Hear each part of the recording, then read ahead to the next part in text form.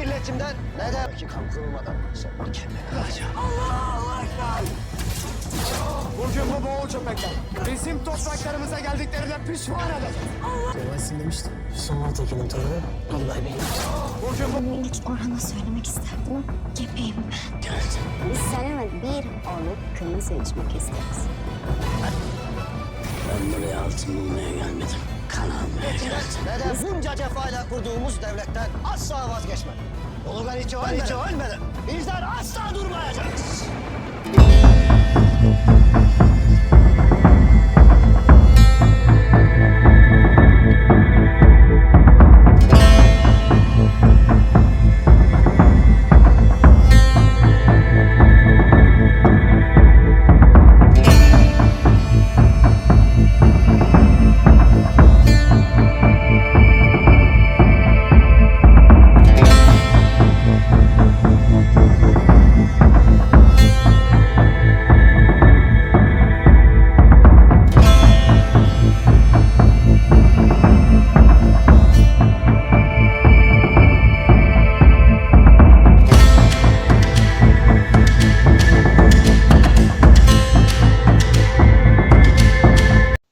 दोस्तों कुर्लुस उस्मान की किस्त नंबर 177 का तीसरा ट्रेलर आ चुका है और यकीनन इसने सबको हैरत में डाल दिया है। इस ट्रेलर में कई नए और दिलचस्प इंकशाफ सामने आए हैं।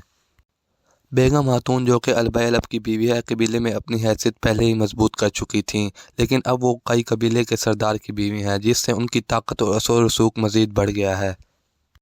दूसरी तरफ उस्मान बे को एक और बड़े चैलेंज का सामना है। मंगोल कमांडर सुगूत में उस्मान बे को फांसी देने वाला है और खान बे और अलाउद्दीन बे भी इस वक्त बगैर सिपाहियों के हैं, जिससे सूरत हाल मज़ीद पेचीदा हो गई है।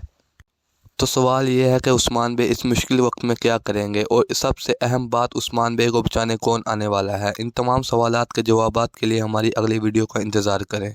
अगर आपको हमारी वीडियो पसंद आई है तो इसे लाइक करें और मज़ीद ट्रेलर्स और हिस्टोरिकल वीडियोस के लिए हमारे चैनल को सब्सक्राइब कर लें। जज़ाकल्लाह।